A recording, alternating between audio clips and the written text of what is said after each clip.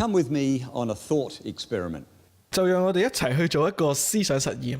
Let's imagine that in your garden there is a bucket partly filled with water under a dripping tap.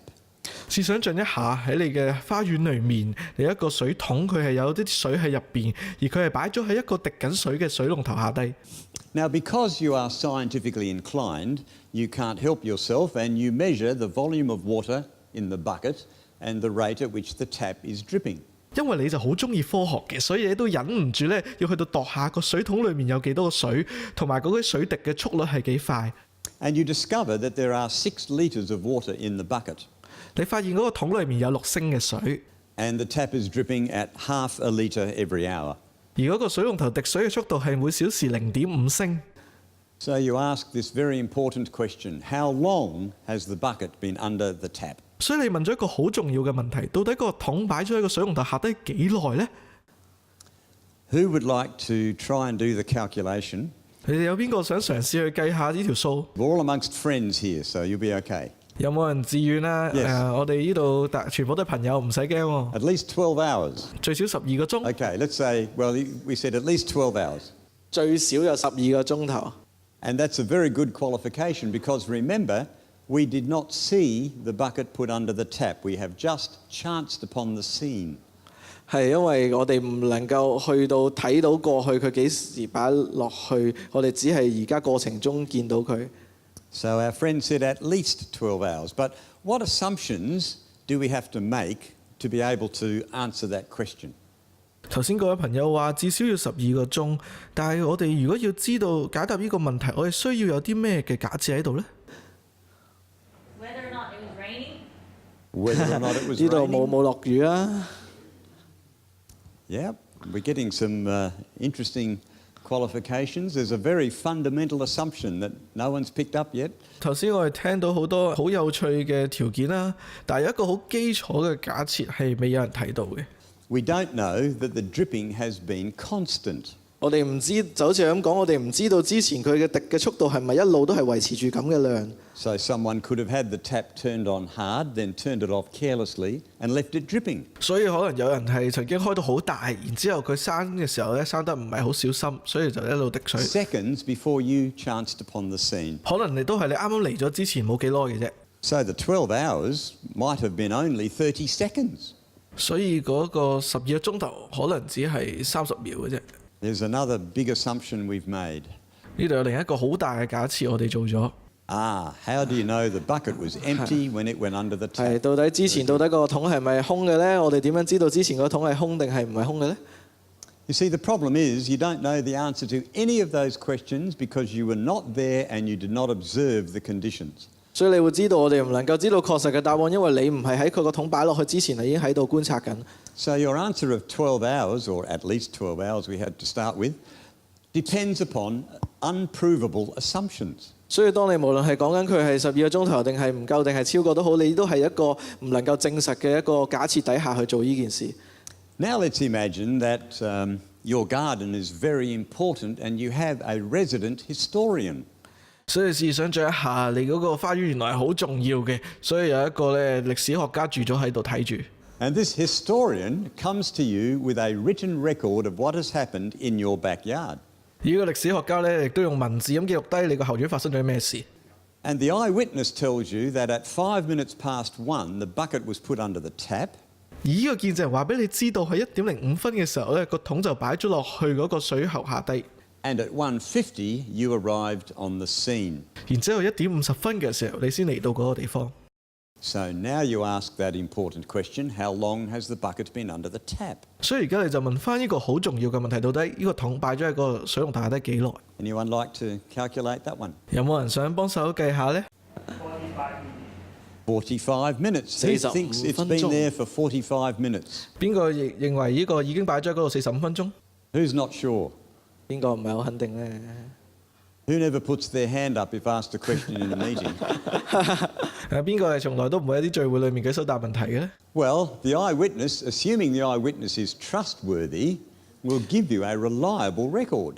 假設如果你有一個係信得過嘅見證人嘅時候，佢就可以俾你到一個可靠嘅記錄。So you can have confidence that it has actually been there for 45 minutes. 所以你就可以好有信心咁話嗰個桶真係擺咗喺度45分鐘。So what that means is something has changed with the rate the tap was dripping at, or the amount of water in the bucket, or evaporation, or rain, or something. 所以佢嘅意思就係有啲嘢改變咗，可能係講緊嗰個滴水嘅速率啦，或者個桶本身有幾多水，或者啲水蒸發咗，或者落雨落嚟，或者其他嘅嘢。Because the historian tells us how long it has actually been there.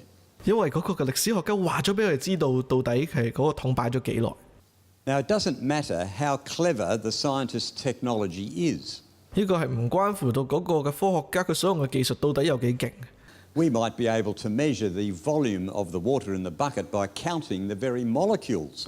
我哋甚至乎可以透過計算佢啲分子嘅數量嚟到知道有幾多水。Or perhaps we could measure the rate at which the tap is dripping with extraordinary precision. 甚至可能我哋可以極度準確咁計算到嗰個滴水嘅速率。But no matter how good your technology, you still have to make the same unprovable assumptions. 但係無論你有幾高嘅科技技術去到測嗰啲速度啊，或者嗰啲分子都好，你都要有一啲唔能夠肯定、唔能夠確實嘅一啲嘅假設喺前面。Now, there's a couple of very important conclusions. 呢度有一啲嘅好重要嘅一啲嘅總結論。Firstly, age cannot be measured. 第一樣嘢就係年齡係唔能夠測量到嘅。Ages are only ever calculated and based on assumptions. 喺科學嘅層面嚟講，年齡其實一定係要基於假設先至可以計算到。And do you know, depending on the assumptions you make, you can get any age you like. 你知唔知啊？其實咧，基於你嘅假設嘅話，其實你係可以得到任何你想得到嘅年齡。But the worst part is that you cannot test your assumptions. 但係好可悲嘅就係我哋唔能夠去到證實、去到測試到呢個假設。Because you can't go back into the past to see what the conditions were. 因為我哋冇可能可以咧翻到過去去睇到底真實嘅嗰個情況係發生緊咩事。All we have and all the scientists have is the present.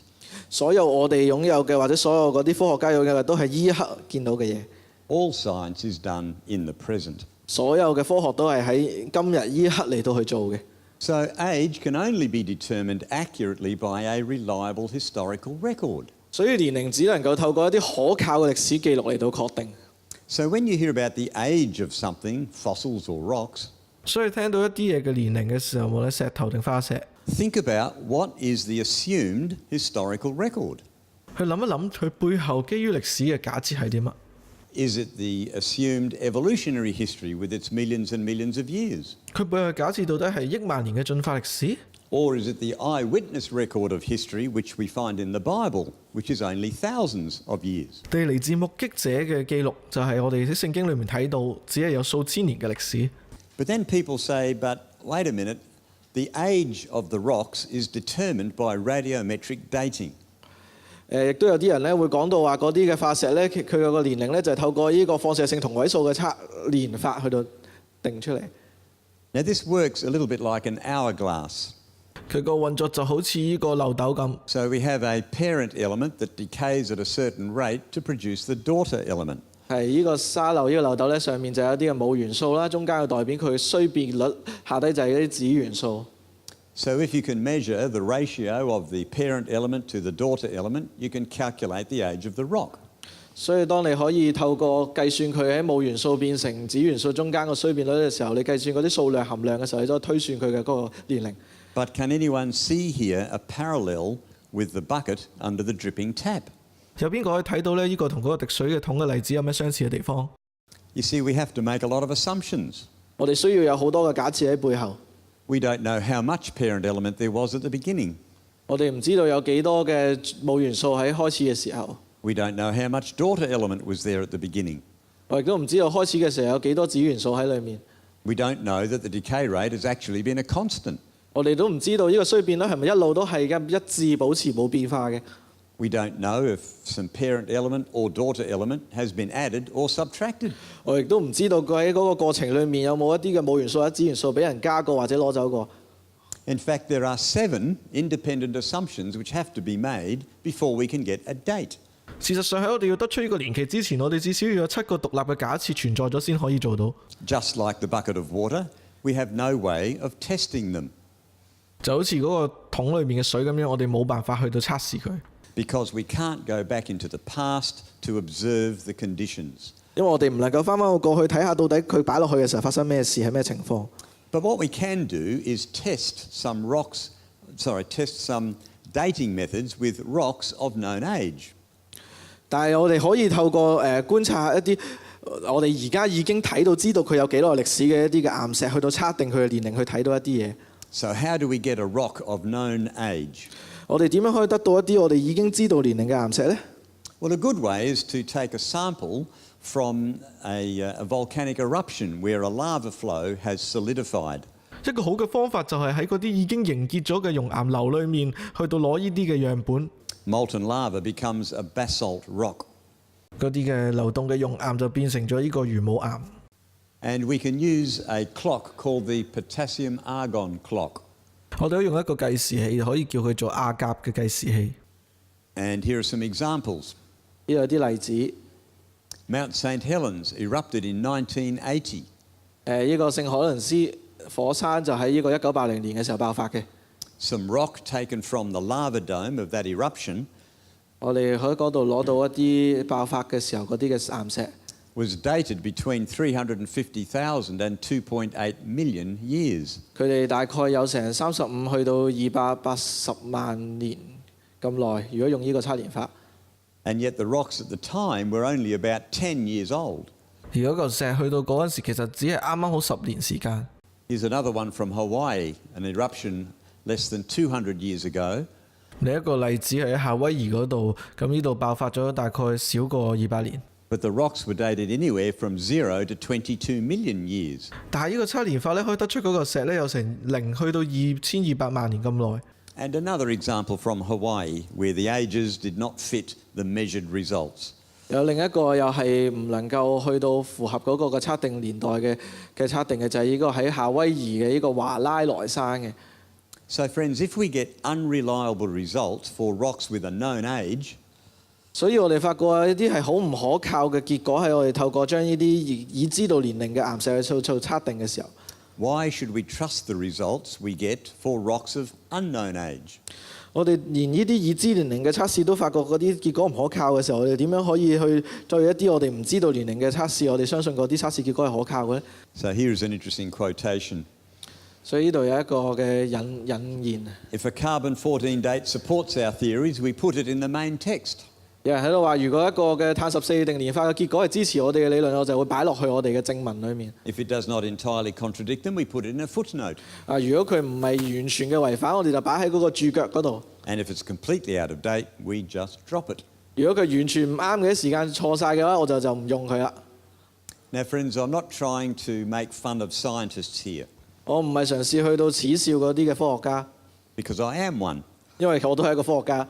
But what it shows is how our belief systems work. 但係我想表達嘅係到底我哋嗰個嘅信念係點樣去運作嘅，點樣影響我哋嘅。 And we are all the same. 而我哋大家都係， We all have a belief system 我哋每個都有一個信念系統喺腦裡面，喺心 which 裡 we 面， use to filter every bit of information that comes into us. 去到嘗試去篩選好多進入緊我哋生命、進入咗腦裡面嘅一啲嘅資訊。 Things which don't fit our beliefs, we might just reject. 一啲可能同我哋嘅想法、信念唔同嘅，我哋可能就掉咗佢唔理。 Things which agree with our beliefs, we say yes. 當一啲嘅信念好似支持一啲嘅資訊好似支持緊我嘅信念嘅時候，哇！我就話呀正啊，要啊！ Sometimes if there's something which doesn't quite fit, we might think, I must think about that. 有啲又唔係完全可以好啱，但係又錯唔晒啲，我就會諗，我應該要諗一諗。 But that's why it is so important we base what we believe on the only one true source there is. 所以我哋話要將我哋嘅信念建基於一個唯一嘅真理嘅源頭係咁重要嘅。 And friends, the only source of truth is God's word. 朋友啊，我哋唯一擁有嘅真理嘅來源就係神嘅話。 Because God's word is the eyewitness account from the Creator who does not lie.